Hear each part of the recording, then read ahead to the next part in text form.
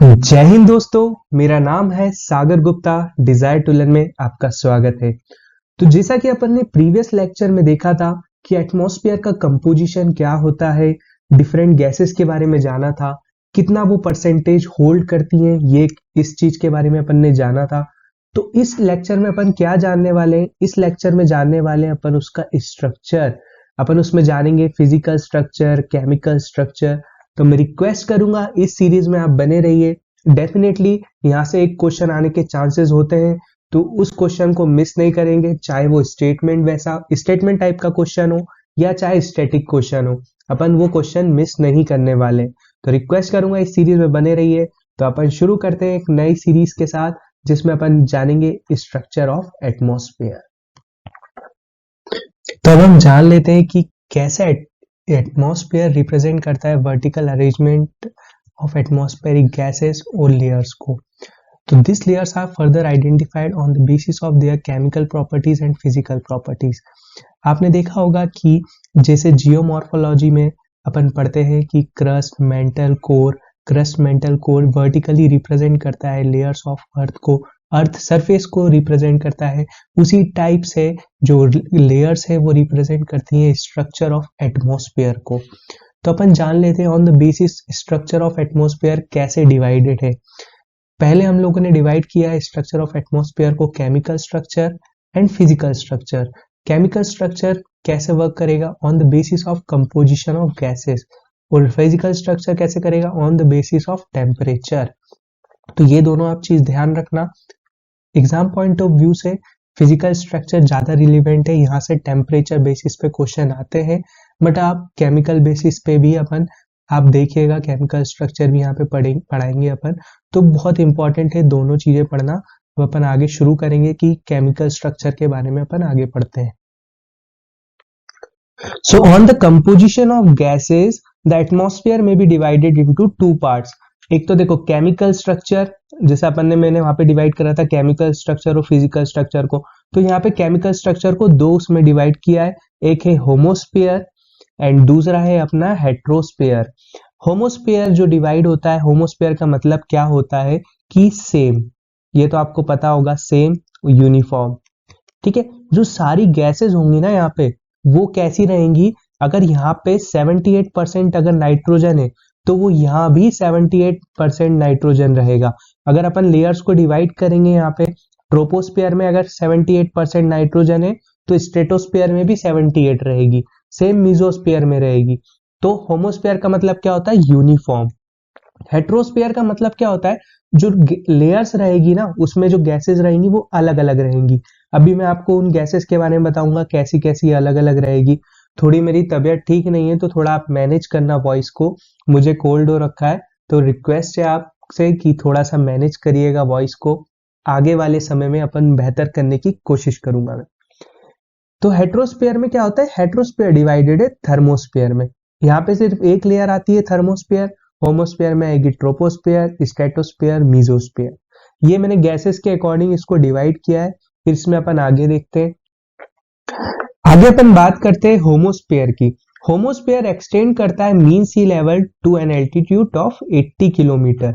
अब ये देखो, आपका ये मीन सी लेवल है, आपका मीन सी लेवल है यहाँ पे, यहाँ से मीन सी लेवल से आपका जो 80 किलोमीटर तक आपका क्या चलेगा? होमोस्फीयर। होमोस्फीयर चलेगा। होमोस्फीयर में कौन कौन सी लेयर्स थी अभी मैंने आपको बताया? Troposphere, stratosphere, mesosphere. ये तीन लेयर्स अपनी कहां पे है? होमोस्फीयर में। Speciality of this layer is that the blend of gases is nearly uniform through out the homosphere. जैसा कि मैंने आपको बताया कि जो भी सारी गैसेस होंगी यहाँ पे वो कैसी होंगी? यूनिफॉर्म होंगी। यूनिफॉर्म इन द सेंस सारी जो गैसेस है जैसे नाइट्रोजन है, ऑक्सीजन है, जितनी भी गैसेस होंगी वो क्या होंगी? यूनिफॉर्म होंगी। फिर उसके बाद बात करते हैं अपन in this layer only the ozone layer is found. Ozone layer अगर आपसे पूछ ले कि होमोस्फीयर में पाई जाती है कि हेट्रोस्फीयर में, तो आप क्या बोलोगे? होमोस्फीयर में पाई जाती है वो। तो is found from 19 to 50 kilometre, 19 से 50 किलोमीटर के अंदर अंदर ये ओजोन लेयर पाई जाती है। अभी अपन ये बात करेंगे स्ट्रेटोस्फीयर में कैसे पाई जाती है। तो मेन कॉन्स्टिट्यूट ऑफ गैसेस क्या है अपने, ऑक्सीजन, नाइट्रोजन, अदर गैसेस जैसा मैंने आपको कंपोजिशन में बताया था, बहुत डीप में पढ़ा अपन ने, argon, carbon dioxide, neon, helium, krypton, xenon, hydrogen etcetera. तो ये अपन ने अब कंपोजिशन में पढ़ लिया है। अगर आपने कंपोजिशन का वीडियो नहीं देखा है तो मैं रिक्वेस्ट करूंगा आपसे कि कंपोजिशन का वीडियो देखिए, उससे आपको कॉन्सेप्ट्स क्लियर होंगे और उसके बाद आप ये वाला वीडियो देखिएगा। अपन ने पढ़ा होमोस्फीयर। होमोस्फीयर में क्या सबसे क्वेश्चन आ सकता है कि जो गैसेस होती है ना वो क्या होती है, यूनिफॉर्म होती है। यूनिफॉर्म अगर आपसे पूछ ले कि जो थर्मोस्फीयर में क्या गैसेस यूनिफॉर्म होती है, नहीं, ओनली मीजोस्फीयर, स्ट्रेटोस्फीयर, ट्रोपोस्फीयर, इन तीनों में गैसेस का क्या होता है, मिक्सचर यूनिफॉर्म होता है। अपन बात कर लेते हैं on the basis of thermal condition the homosphere is divided into 3 layers. Thermal condition नहीं आएगा, on the basis of gases, ठीक है, गैसेस के अकॉर्डिंग कि कितने उसमें डिवाइड किया अपन ने, ट्रोपोस्फीयर, स्ट्रेटोस्फीयर, मीजोस्फीयर, इन तीनों में अपन ने डिवाइड किया है। अब देखो कौन कौन से उसमें डिवाइड कर दिया अपन ने, नीचे से चलते हैं। यहाँ ये अपना हो गया होमोस्फीयर 80 किलोमीटर, मानते हो बात, 80 किलोमीटर में अपना हो गया पहले ट्रोपोस्फीयर, फिर अपना हो गया ट्रोपोस्फीयर के बाद अपना स्ट्रेटोस्फीयर, फिर अपना आ गया मीजोस्फीयर। ठीक है, तो अपना 80 किलोमीटर तक ये चल रहा था होमोस्फीयर, ये अपना हो गया क्लियर। अब उसके बाद देखते हैं, अब जैसा मैंने आपको बताया कि 80 किलोमीटर तक क्या होता है अपना होमोस्फीयर, उसमें अपना आ गया ट्रोपोस्फीयर, स्ट्रेटोस्फीयर, मीजोस्फीयर। अब ये चीज मैं आपको काय में डिस्कस कर रहा हूं, अभी हेट्रोस्फीयर में। कुछ 2 मिनट के बाद आपको ये पता लग जाएगा ये चीज क्या थी। ठीक है, तो आगे बढ़ते हैं। अभी मैंने आपको 3 चीजें बताई है कि होमोस्फीयर क्या होता है। होमोस्फीयर में जो सारी गैसेस होंगी वो कैसी होंगी, यूनिफॉर्म होगी। ठीक है, सेकंड चीज मैंने बताई कि होमोस्फीयर 80 किलोमीटर तक होता है अपने अर्थ सरफेस से, मीन सी लेवल से। फिर उसके बाद मैंने आपको एक चीज बताई कि इसमें 3 गैसेस होती हैं, एक तो अपनी ट्रोपोस्फीयर, सेकंड है स्ट्रेटोस्फीयर, थर्ड है अपनी मीजोस्फीयर। अब अपन देखते हैं हेट्रोस्फीयर क्या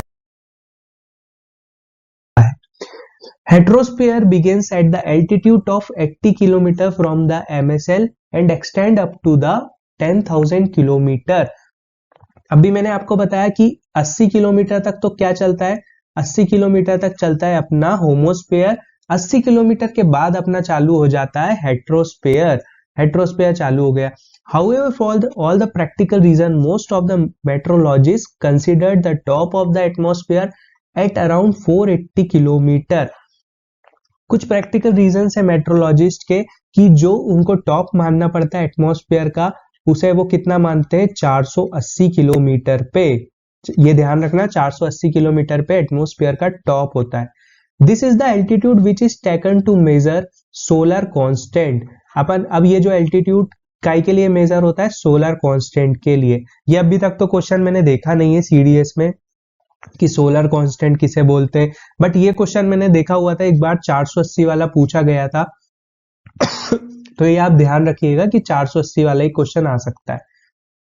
the solar constant is the amount of energy that normally falls on a unit area of the earth atmosphere पर सेकेंड। ये उसका सोलर कांस्टेंट की वो दी है कि कैसे डिफाइन करते हैं। व्हेन द, ये आप पढ़ लेना, ये जितना ज्यादा रिलेवेंट नहीं है एग्जाम के लिए, बट ये ज्यादा रिलेवेंट है कि 480 पे जो मेट्रोलॉजिस्ट हैं वो टॉप मानते हैं एटमॉस्फेयर का। तो अब हम बात कर लेते हैं हेट्रोस्फीयर लेयर की, जिसमें जो गैसेस होती हैं वो इवनली मिक्स्ड नहीं होती हैं। आपको ये चीज बिल्कुल ध्यान में रखना है। होमोस्फीयर में जो सारी गैसेस होती हैं, होमोस्फीयर में सारी गैसेस मिक्स्ड होती हैं, अपन ने ये चीज पढ़ी। उसके बाद हेट्रोस्फीयर में मिक्स नहीं होती है। In higher layers hydrogen and helium are found and in lower layers heavier gases like nitrogen and oxygen are found। अब ये चीज ध्यान रखना। अब मैं आपको चीज बताता हूँ, एक देखो, ठीक है, यहाँ पे ऊपर क्या होगी अपनी, ऊपर होगी हाइड्रोजन, नीचे होगी हीलियम, ठीक है, इधर होगी अपनी ऑक्सीजन, ठीक है, फिर अपनी होगी नाइट्रोजन। अब मैं ये क्यों बता रहा हूँ, क्योंकि यहाँ पे जो हैवी गैसेस होती हैं फिर धीरे धीरे लाइट हो जाती हैं वो गैसेस। तो अगर आपको हेट्रोस्फीयर में क्वेश्चन आ जाए कि जो गैसेस होती हैं, अगर आपको ये क्वेश्चन आ जाए हेट्रोस्फीयर का पार्ट क्या है, थर्मोस्फीयर, थर्मोस्फीयर पार्ट है। जो गैसेस होती हैं, एक तो वो क्या होती हैं, इवेंटली नॉट मिक्स्ड होती हैं, देखो मिक्स नहीं होती है। और अगर अपन उसमें ऊपर जाएंगे तो जो गैसेस का वॉल्यूम होता है, जो वेट होता है, वो क्या हो जाती है, लाइट हो जाती है। ठीक है, ये क्वेश्चन आ सकता है, स्टेटमेंट बेस्ड क्वेश्चन में आ सकता है। आप ऐसे क्वेश्चन को स्किप करते हो, लेकिन मैं बिल्कुल आपको ऐसा बना दूंगा ज्योग्राफी में। मैं मतलब इतनी कोशिश करूंगा मेरी कि आप अच्छे से अच्छे जो क्वेश्चन स्किप करते थे वो अब आप अटेम्प्ट करो। ठीक है, अब अपन देखते हैं इसमें ये मैंने चीज बताई आपको, मॉलिक्यूलर नाइट्रोजन लेयर नीचे रहेगी, फिर oxygen layer, helium layer, atomic hydrogen layer. तो जैसे अपन ऊपर जाएंगे वैसे ही जो उनका वेट रहेगा वो कम होता जाएगा, लाइट होती जाएंगी गैसेस। फिर आगे, तो जैसा कि मैंने आपको बताया कि जो मॉलिक्यूलर नाइट्रोजन रहती है वो सबसे नीचे रहती है, देन उसके बाद अपना आती है ऑक्सीजन, देन उसके बाद आती है हीलियम लेयर, उसके बाद आती है अपनी हाइड्रोजन की, है ना। तो सबसे जो ऊपर रहेगी वो कौन सी रहेगी, हाइड्रोजन। और ऊपर जाते जाते जो होगा, वो जो गैसेस का जो वेट रहेगा वो क्या होती जाएगी, लाइटर होती जाएगी गैसेस। फिर अपन नीचे बात कर लेते हैं, पहले जो रहेगी वो नाइट्रोजन, फिर उसके बाद रहेगी अपनी ऑक्सीजन, फिर उसके बाद रहेगी हीलियम, देन रहेगी हाइड्रोजन। तो ये रही अपनी पूरी, है ना। 200 किलोमीटर तक अपनी आ जाएगी नाइट्रोजन, उसके ऊपर रहेगी 200 से 1100 किलोमीटर तक ऑक्सीजन, हीलियम रहेगी 3500 किलोमीटर तक, फिर अपनी रहेगी उसके बाद जितनी भी रहेगी वो अपनी हाइड्रोजन रहेगी ऊपर। तो ये चीज आप ध्यान रखिएगा, मैं आपको और उससे समझाने की कोशिश करूंगा। फिर अपनी ये नाइट्रोजन, देखो मैंने आपको बताया यहाँ तक तो अपना होमोस्फेयर तक कंप्लीट हो गया था कि कौन कौन सी लेयर्स आई इसमें, ट्रोपोस्फेयर, स्ट्रेटोस्फेयर, मीजोस्फेयर। अब यहाँ पे कौन सी लेयर आ गई, अपनी थर्मोस्फेयर। जैसा कि मैंने आपको बताया था कि हेट्रोस्फेयर में कौन सी लेयर होती है, सिर्फ थर्मोस्फेयर। अब इसमें जो गैसेस का डिवीजन होता है, देखो इसमें तो सारी गैसेस क्या थी, सारी गैसेस सेम थी, कहीं भी चले आओ, यहाँ पे इधर भी चले आओ, 78% आपको 78% नाइट्रोजन मिलेगा, यहाँ भी 78% नाइट्रोजन मिलेगा। बट यू इंक्रीज इन, आप हाइट एल्टीट्यूड इंक्रीज करा, हेट्रोस्फेयर में गए, तो जो सारी लेयर्स है ना, एक जो लेयर है थर्मोस्फेयर, इसमें डिवीजन हो जाएगा गैसेस का, नाइट्रोजन अलग हो गई, ऑक्सीजन अलग हो गई, हीलियम अलग हो गई, हाइड्रोजन अलग हो गई। तो यही मैंने आपको बताने की कोशिश की है। और इससे क्वेश्चंस आते हैं, स्टेटमेंट वाइज क्वेश्चन, आपको घुमा फिरा के क्वेश्चन देते हैं स्टेटमेंट बना के, उसमें आप कंफ्यूजन हो जाते हो। तो ये चीजें ध्यान रखिएगा, ठीक है। फिर अपन आगे बढ़ते हैं, देखो सबसे जो नीचे वाली लेयर होती है, अब अपन लेयर को भी अच्छे से डिवाइड करेंगे और उसको पढ़ेंगे। तो धीरे धीरे अपन आगे बढ़ रहे हैं कॉन्सेप्ट्स में। पहले जो आएगी वो आएगी ट्रोपोस्फेयर, उसके बाद आएगी stratosphere, then mesosphere, then thermosphere, और उसके ऊपर भी रहती है एक्सोस्फेयर और आइनोस्फेयर के बारे में अपन एंड में बात करेंगे। तो जो ओजोन लेयर होती है वो स्ट्रेटोस्फेयर में पाई जाती है, इसके बारे में भी अपन स्ट्रेटोस्फेयर में अच्छे से बात करेंगे। तो आगे मैं सारी चीजें आपको धीरे धीरे बताते चलूंगा और क्वेश्चंस भी आपके देखेंगे इसके रिलेटेड। फिर अपन बात करते हैं, अभी अपन ने जैसे केमिकल स्ट्रक्चर देखा, केमिकल स्ट्रक्चर के बारे में अपन ने देखा, जो अपन ने डिवाइड किया होमो में और हेट्रो में। ठीक है, होमो में अपन ने हेट्रो में डिवाइड करा। अब अपन बात करते हैं अब बात करते हैं फिजिकल स्ट्रक्चर के बारे में।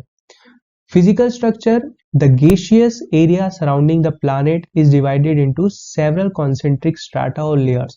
अब जो भी सारी layers हैं उनको अपन यहाँ पे divide करेंगे on the physical basis. The physical structure is identified on the basis of temperature of atmospheric layers.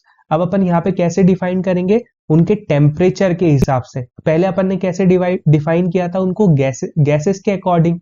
अब यहाँ पे अपन करेंगे टेम्परेचर के हिसाब से। इसमें देखेंगे inter relationship between altitude and temperature, क्या होता है भाई, जब एल्टीट्यूड बढ़ता है तो किस लेयर में क्या काम करता है टेम्परेचर, वो यहाँ पे देखेंगे। डेंसिटी ऑफ एटमॉस्फेयर लेयर के बारे में भी जानेंगे। तो फिजिकल स्ट्रक्चर ज्यादा रिलीवेंट है एग्जाम के लिए, तो ये आप इसको बहुत अच्छे से पढ़ना। अब अपन देखते हैं, hence atmospheric layers are accordingly classified into two categories. दो कैटेगरीज में डिवाइड किया है इनको। पहला एक तो मेजर लेयर्स, सेकेंड है अपना ट्रांजिशनल लेयर। अपन पढ़ते हैं मेजर लेयर्स और ट्रांजिशनल लेयर के बारे में। पहले अपन ने पढ़ा होमोस्फेयर और स्ट्रेटोस्फेयर के बारे में, अब अपन पढ़ेंगे मेजर लेयर्स कौन कौन सी है, ट्रांजिशनल लेयर कौन कौन सी है। अब देखो मेजर लेयर्स कौन कौन सी है ये जानना बहुत जरूरी है। पहली है सबसे जो नीचे troposphere, then stratosphere, then mesosphere, then thermosphere. अपन ने ये जो थर्मोस्फेयर थी वो कहाँ पे थी, ध्यान करो, हेट्रोस्फेयर में। जब ट्रांजिशनल लेयर कौन कौन सी है भाई, देखो, ट्रोपोस्फेयर, ट्रोपोस्फेयर, स्टेटो ट्रोपोपोस, स्टेटोपोस, मीजोपोस। अब ये तीनों कौन सी हो गई अपनी ट्रांजिशनल लेयर। ट्रांजिशनल लेयर कुछ नहीं होता, जो इनके बीच में होती है ना, दो लेयर्स के बीच में जो गैप होता है उसको भरने के लिए समझो कि ट्रांजिशनल लेयर को ऐड कर दिया है। ठीक है, बस ये ध्यान रखना और कुछ ध्यान नहीं रखना। इन दोनों के बीच में जैसे ट्रोपोपोज हो गई, इन दोनों के बीच में स्टेटोस्पोज हो गई, इन दोनों के बीच में मीजोस्पोज हो गई, और इन दोनों के बीच कुछ है ही नहीं। ठीक है, मजाक कर रहा हूँ। तो आगे बढ़ते हैं। अब मैंने आपको बताया ट्रोपोस्फेयर, स्ट्रेटोस्फेयर, मीजोस्फेयर, थर्मोस्फेयर। इसके ऊपर आएगी एक्सोस्फेयर, जो इतनी रिलेवेंट नहीं है एग्जाम पॉइंट ऑफ व्यू। उसके ऊपर एक अपन आइनोस्फेयर वगैरह की भी बात करेंगे। बट जो ट्रांजिशनल लेयर है वो इन तीनों के इंपॉर्टेंट है, और ये चारों इंपॉर्टेंट है लेयर्स। ट्रांजिशनल लेयर्स इन तीनों के बीच की इंपॉर्टेंट है, और ये चारों लेयर्स इंपॉर्टेंट है, जो अपन इसको ब्रीफिंग में देखेंगे। फिर अपन बात कर लेते हैं फिजिकल स्ट्रक्चर के बारे में। ठीक है, अब अपन यहाँ पे देखेंगे, जो क्वेश्चन देखो आएगा तो सिर्फ यहीं से आएगा, और जो गैसेस के बीच में से मैंने बताया था कि यूनिफॉर्म होती है, ये होती है, मिक्स्ड होती है, तो एक वहां से क्वेश्चन आ सकता है। क्वेश्चन देखो अब यहाँ से कैसे आएगा। Major layer of atmosphere include troposphere, stratosphere, mesosphere, thermosphere. ये तो अपन ने बात कर ली। In troposphere and mesosphere temperature declines with increasing altitude. अब देखो, अपन कोई भी ठंडे इलाके में जाते हैं, जब अपन ठंडे इलाके में जाते हैं तो क्या होता है, टेम्परेचर गिर जाता है। आप पहाड़ी इलाके में चले जाओ तो टेम्परेचर धीरे धीरे क्या होता है, डिक्लाइन हो जाता है। तो ये तो बनी बात है कि अपन ऊपर जाओगे तो टेम्परेचर डिक्लाइन होगा। बट ये क्या आ गया भाई इसमें, कि स्ट्रेटोस्फेयर और थर्मोस्फेयर में टेम्परेचर इंक्रीज हो जाता है। टेम्परेचर इंक्रीज हो जाता है जब एल्टीट्यूड इंक्रीज होता है। तो स्ट्रेटोस्फेयर और थर्मोस्फेयर में टेम्परेचर और एल्टीट्यूड डायरेक्टली प्रोपोर्शनल होता है, और ट्रोपोस्फेयर और मीजोस्फेयर में इनवर्सली प्रोपोर्शनल होता है। तो ये चीजें अपन देखेंगे अब भी आगे, है ना, कि कैसे क्या होता है। अब देखो, ट्रोपोस्फेयर ये रही, है ना, स्ट्रेटोस्फेयर ये रही, मीजोस्फेयर ये रही, थर्मोस्फेयर ये रही। अब यहाँ पे अपन गए, देखो अपन ऊपर जाएंगे, अपन ऊपर गए तो टेम्परेचर क्या हुआ, टेम्परेचर हो गया डिक्रीज। ये तो भाई बनी बात है कि टेम्परेचर हो जाता है डिक्रीज। अब अपन ऊपर जाएंगे, अपन ने देखा स्ट्रेटोस्फेयर में गए, स्ट्रेटोस्फेयर में गए तो क्या हो गया, टेम्परेचर बढ़ गया। अब ये फिनोमिना को अपन क्या बोलते हैं, टेम्परेचर, इस फिनोमिना को बोलते हैं टेम्परेचर इन्वर्शन। इन्वर्जन बोलते हैं, जो एग्जाम में ये भी आ जाता है, इन्वर्जन क्या होता है, टेम्परेचर इन्वर्जन बताओ क्या होता है। तो टेम्परेचर यहाँ पे एल्टीट्यूड के साथ बढ़ गया, तो उसको क्या बोलते हैं अपन, टेम्परेचर इन्वर्जन। अब अपन वापस मीजोस्फीयर में गए तो वापस टेम्परेचर डिक्रीज हो गया, है ना। अब टेम्परेचर इस लेवल का डिक्रीज हुआ है कि अगर आपसे पूछ ले किस लेयर में सबसे कम -डिग्री में अगर टेम्परेचर होता है, तो आप क्या बोलोगे, वो होता है मीजोस्फीयर में सर, -80 डिग्री। आप क्या बोलोगे डायरेक्ट, मीजोस्फीयर में सबसे कम टेम्परेचर होता है, वो भी -80 डिग्री। अब अपन चलते हैं थर्मोस्फीयर में। थर्मोस्फीयर में अपन गए, थर्मोस्फीयर में ऊपर गए। अब यहाँ पे वापिस टेम्परेचर क्या होगा, इंक्रीज हो गया, एल्टीट्यूड बढ़ा तो ये भी हो गया अपना टेम्परेचर इन्वर्जन। अगर आपसे पूछे कि दो लेयर का बताओ जिसमें टेम्परेचर इन्वर्जन का फिनोमिना होता है, तो आप बोलोगे सर स्ट्रेटोस्फेयर और थर्मोस्फेयर, दो लेयर में टेम्परेचर इन्वर्जन का फिनोमिना लगता है। फिर अगर आपसे मैं पूछूं कि ये बताओ कौन सी लेयर में सबसे ज्यादा टेम्परेचर होता है ना, सबसे मतलब गर्मी पड़ती है, यही बता दो आप। तो 60 डिग्री टेम्परेचर होता है यहाँ पे अपना थर्मोस्फेयर में, और माइनस में सबसे ज्यादा कहाँ पे होता है, वो होता है अपना मीजोस्फेयर में। ये सब चीजें आप ध्यान रखोगे ना, तो आपके कॉन्सेप्ट्स बिल्डअप हो जाएंगे। अब आप मुझे कमेंट सेक्शन में बताओगे कि जो सबसे ज्यादा टेम्परेचर होता है, सबसे ज्यादा अगर अपन को ठंड लग रही है, सबसे ज्यादा ठंड लग रही है, तो वो कौन सी लेयर में लगेगी, आप मुझे कमेंट सेक्शन में बताओगे। ठीक है, आगे बढ़ते हैं। तो जैसा कि अपन ने देखा अभी मेजर लेयर्स के बारे में अपन ने पढ़ा, अब अपन पढ़ लेते हैं ट्रांजिशनल लेयर्स होती क्या है। ट्रांजिशनल लेयर्स होती हैं अपनी ट्रोपोपोज, स्ट्रेटोस्पोर्स, मीजोस्पोर्स।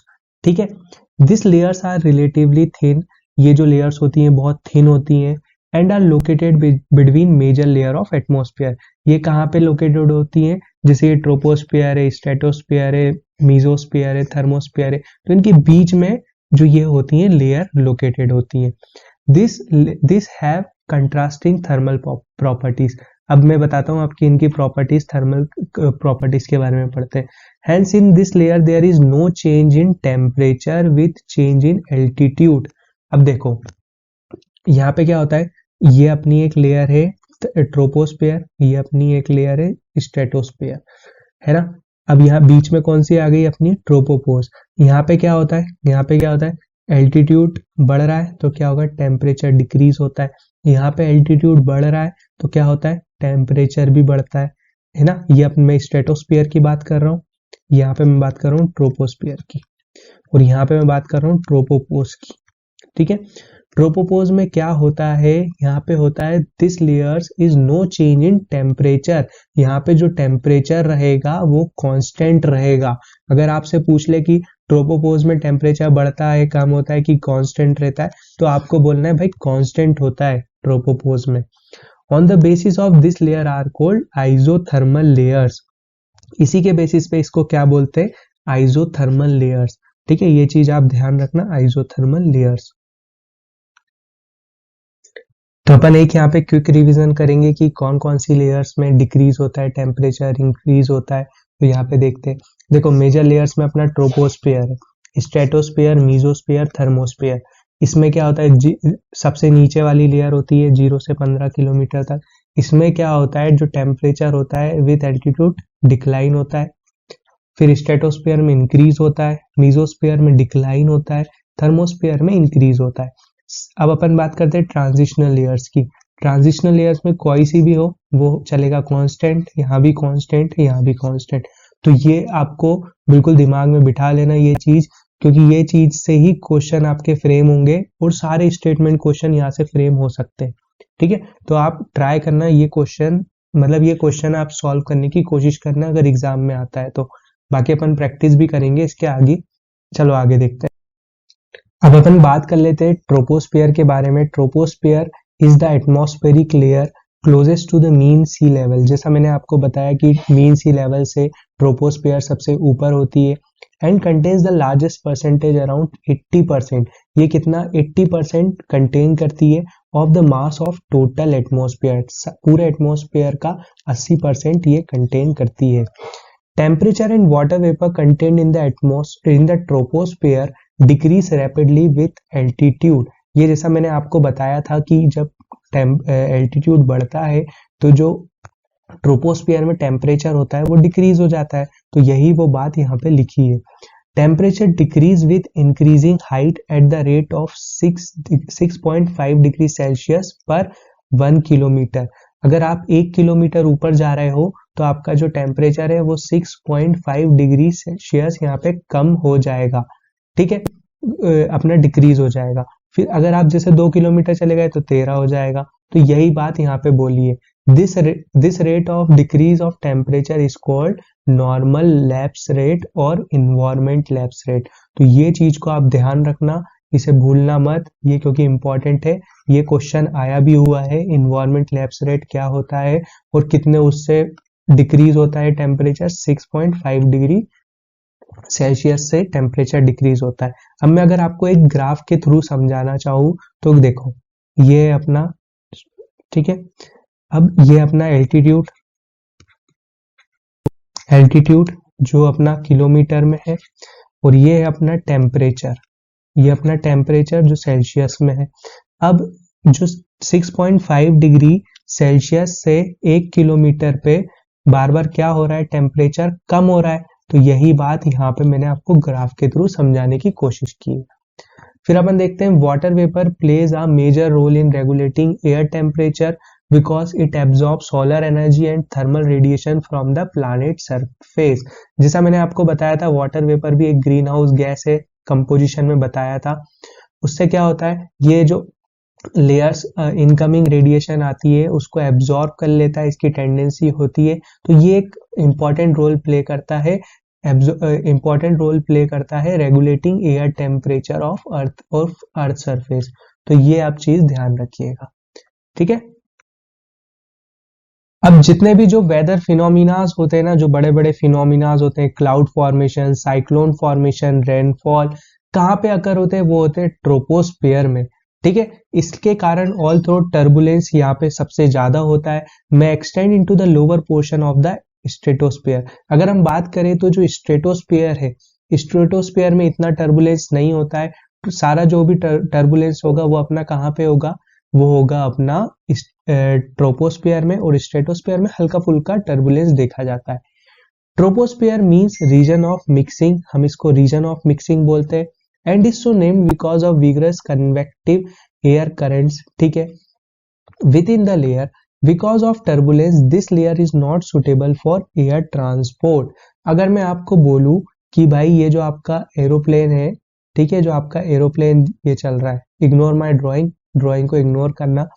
आपका जो एरोप्लेन है वो कहाँ पे चल रहा है, कौन सी लेयर में चल रहा है? तो आप बोलोगे सर हमारा एरोप्लेन तो सर ट्रोपोस्फियर में उड़ता है। अरे आपका एरोप्लेन ट्रोपोस्फियर में नहीं, आपका एरोप्लेन स्ट्रेटोस्फियर में उड़ता है, ठीक है। तो ये चीज आप ध्यान रखना कि आपका जो एरोप्लेन है वो स्ट्रेटोस्फियर में उड़ता है, क्योंकि यहाँ पे सारे जो वेदर फिनोमिनाज होते हैं वो यहाँ पे होते हैं, और यहाँ पे टर्बुलेंस भी बहुत ज्यादा होता है। इस कारण से जो आपके कैप्टन है वो आपको कहाँ पे उड़ाते हैं? आपका स्ट्रेटोस्फियर में, ना कि ट्रोपोस्फियर में, ठीक है। तो ये चीज ध्यान रखिएगा। तो जो सेकंड आपकी जो सेकंड लेयर है वो है अपनी स्ट्रेटोस्फियर। ये सेकंड स्ट्राटा है अपनी एटमॉस्फेयर की। It extend above the tropopause to an altitude of above 50 kilometre. अब ये देखो यहाँ से 50 किलोमीटर तक, आपकी 50 किलोमीटर तक यहाँ पे जा रही है, ठीक है। तो ये अपनी होगी स्ट्रेटोस्फियर, यही लाइन लिखी है। The air temperature of the in the stratosphere remains relatively constant up to an altitude of 25 kilometre. अब यहाँ से देखो ट्रोपोपोज से अगर अपन 25 किलोमीटर तक जाते हैं, अपन 25 किलोमीटर तक जाते हैं, तो यहाँ पे क्या है? कांस्टेंट है, टेम्परेचर कांस्टेंट चल रहा है। फिर उसके बाद एकदम से ग्रेजुअली इंक्रीज हो जाता है अपना टेम्परेचर। तो आप मुझे कमेंट सेक्शन में ये बताओगे कि if increasing altitude temperature is also increased, this phenomena is called। आप मुझे कमेंट सेक्शन में बताओगे ये चीज, ठीक है। So because the air temperature in the stratosphere increase with the altitude, it does not cause convection and this layer is stratified। ये समझना इंपॉर्टेंट है। जब टेम्परेचर इंक्रीज होता है लेयर में ऊपर, तो क्या होता है? यहाँ की जो एयर होती है वो क्या होती है? बहुत स्मूथ चलती है यहाँ की एयर। तो उसके कारण होता है ये जो लेयर होती है वो स्ट्रेटिफाइड होती है, कन्वेक्शन यहाँ पे नहीं होता है। इसी कारण से जो लेयर होती है यहाँ पे लैग टर्बुलेंस होता है, और ये जो लेयर है ना इसमें ही अपना एयर ट्रांसपोर्ट होता है। इसी कारण से ये सुटेबल है एयर ट्रांसपोर्ट के लिए। तो यही एक लाइन बोली है। अपन बात करते हैं ozone. Ozone plays the major role in regulating the thermal regime of the stratosphere. Ozone बहुत एक इंपॉर्टेंट रोल प्ले करता है इस चीज में। मैंने आपको बताया था केमिकल स्ट्रक्चर में मैंने बताया था आपको 80 किलोमीटर तक अपना होता है होमोस्फियर, ठीक है। 80 किलोमीटर तक होता है होमोस्फियर। उसके बीच में मैंने बताया था आपको 19 से 50 किलोमीटर के बीच में अगर ये कुछ लेयर पाई जाती है तो उसको बोलते हैं अपन ओजोन, है ना। ये ओजोन आपको एक लेयर बताई थी यहाँ पे, तो उसके बारे में अपन यहाँ पे डिस्कस करेंगे। Temperature increases with ozone concentration, ये आप लाइन ध्यान रखना। जब टेम्परेचर इंक्रीज होता है ओजोन कॉन्सेंट्रेशन के कारण। तो अपन ने क्या देखा कि अगर आपसे कोई पूछ ले कि इस आपका जो प्लेन है वो कौन सी लेयर में उड़ता है, तो आपका वो प्लेन उड़ता है स्ट्रेटोस्फियर में। अगर आपका कैप्टन ट्रोपोस्फियर में उड़ा रहा है तो उनसे बोलना भैया थोड़ा स्ट्रेटोस्फियर में ले लो अपना प्लेन, नहीं तो क्या आ जाएगा? टर्बुलेंस आ जाएगा। फिर अपन और पढ़ते हैं ओजोन के बारे में। ओजोन क्या करता है? सोलर एनर्जी को कन्वर्ट करता है काइनेटिक एनर्जी में, एंड ओजोन मॉलिक्यूल एब्जॉर्ब करता है अल्ट्रावायलेट सोलर रेडिएशन को, जिससे अपना जो अर्थ है वो उसमें हार्मफुल गैसेस नहीं आ पाती है। और फिर ओजोन क्या करता है? Ozone is a 3 atom isotope of oxygen. ये आपको पता है क्वेश्चन कैसे आएगा? Consider the following statement about ozone. तो अपन को यही सारे ऑप्शन मिल जाएंगे उसमें। it is a 3 atom isotope of oxygen, it is a triatomic form of oxygen, O3 is a faintly blue irritating। तो ये यहीं से क्वेश्चंस बनते हैं, ठीक है, जो आप स्किप कर देते हो ना, ये यहीं से ही बनते हैं। फिर ब्लू इरिटेटिंग गैस है एक ये, और इसकी जो ऑर्डर रहता है वो बहुत खराब रहता है, गंदा सा रहता है, तो यही आपको ध्यान रखना है। फिर अपन और ओजोन के बारे में पढ़ते हैं, देखिए। तो ozone layer is found at an altitude of 15 to 25 kilometre, 15 से 25 किलोमीटर तक अपनी जो ओजोन फाउंड होती है वो अप्रोक्सीमेटली 90% है जो टोटल अपनी ओजोन प्रेजेंट है, ये ध्यान रखना आप। ओजोन कॉन्सेंट्रेशन, अगर आपसे क्वेश्चन पूछा जाए कि सबसे ज्यादा अगर ओजोन पाई जाती है, आपको ऑप्शन दे दे ट्रोपोस्फेयर, स्ट्रेटोस्फेयर, मीजोस्फेयर, थर्मोस्फेयर, तो आपको क्या लगाना है? Stratosphere. Ozone concentration in the region is about 10% per million by volume as compare to approximately, यही इसमें लाइन बोली कि जो ओजोन है वो स्ट्रेटोस्फेयर में ज्यादा पाई जाती है as compare to the troposphere. फिर अपन बात करते हैं ओजोन क्या करता है। ओजोन एब्जॉर्ब करता है सोलर अल्ट्रा वायलेट रेडिएशन को in wavelength 290 nanometre to 320 nanometre. अब आपको पता होगा अल्ट्रा वायलेट रेडिएशन, जो यूवी रेडिएशंस होती हैं, यूवी रेडिएशंस होती हैं वो कितने उसकी होती है, एक तो ए, बी और सी। जो बी वाली होती है ना वो सबसे ज्यादा हार्मफुल होती है, तो इनको क्या करता है ओजोन, इनको एब्जॉर्ब कर लेता है। तो this wavelengths are harmful to life because they can be observed by the nucleic acid in the cell. अगर ये इनको अगर नहीं करे ना, वो अगर नहीं करे तो अपने म्यूटेशन वगैरह इनमें बहुत ज्यादा प्रॉब्लम होगी, अगर अपनी सोलर अल्ट्रावायलेट रेडिएशन नीचे आ गई तो, अगर ओजोन नहीं एब्जॉर्ब करेगा तो, ठीक है। Increase penetration of ultraviolet radiation to the planet surface would damage plant life, have harmful environmental consequences. इससे क्या हो जाएगा, नहीं तो प्लैनेट, अपना जो प्लांट लाइफ है वो खत्म हो जाएगी, अपना हार्मफुल इन्वायरमेंट कॉन्सिक्वेंस हो जाएंगे, बहुत सारी चीजें इसमें पढ़ोगे आप ओजोन में कि बहुत सारी चीजें इसके कारण खत्म हो जाएगी अगर ओजोन अल्ट्रावायलेट रेडिएशन को नहीं रोकता है तो। Applicably large amount of solar ultraviolet radiation would result in a host of biological effect such as dramatic increasing cancer. इससे कैंसर होने के भी चांसेस बढ़ेंगे बहुत सारे। तो ओजोन का काम ही है कि ऑब्जॉर्ब करता है अल्ट्रावायलेट रेडिएशन को। तो थैंक्स बोलना ओजोन को, ठीक है। अगर आपके एग्जाम में आ जाए तो थैंक्स बोल देना उसे, ओजोन को, ठीक है। चलो आगे बढ़ते हैं। अब अपन बात करते हैं मीजोस्फीयर के बारे में। मीजोस्फीयर आपको पता है कि ट्रोपोस्फीयर के बाद आती है स्ट्रेटोस्फीयर, स्ट्रेटोस्फीयर के बाद आती है मीजोस्फीयर। अब ये तीन छोटी लेयर है, अपन इनके बारे में पढ़ते हैं।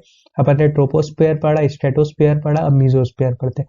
The mesosphere is a layer extending from approximately 50 से 80 किलोमीटर तक रहती है, 50 से 80 किलोमीटर तक रहती है ये, और is characterised by decreasing temperature with increasing altitude. जो भाई ट्रोपोस्फीयर में होता है, एल्टीट्यूड इंक्रीज होता है तो इसमें क्या हो जाता है, डिक्रीज हो जाता है टेम्परेचर। वही प्रॉपर्टी है अपनी मीजोस्फीयर की। The coldest temperature in earth atmosphere occur at the top of this layer, the mesosphere, specially in the summer near the pole. अब जैसा मैंने आपको बताया था कि -80 डिग्री अगर आपसे अगर पूछ ले तो वो कौन सी लेयर में होता है, वो होता है अपना मीजोस्फीयर में। अगर सबसे ज्यादा अगर ठंड पड़ती है, कोल्डेस्ट टेम्परेचर आता है, तो आप क्या लगाओगे आंसर, सर हम आपने बताया था मीजोस्फीयर में। चलिए अब आगे बढ़ते हैं इसमें। अब आगे बढ़ते हैं अपन थर्मोस्फीयर। थर्मोस्फीयर जो कि सबसे लास्ट वाली लेयर है, अपन ने पढ़ा अभी ट्रोपोस्फीयर, स्ट्रेटोस्फीयर, अब अपन ने पढ़ा मीजोस्फीयर पढ़ा, उसके बाद पढ़ेंगे थर्मोस्फीयर। थर्मोस्फीयर क्या करती है, it extend above 90 kilometre from mean sea level, ठीक है।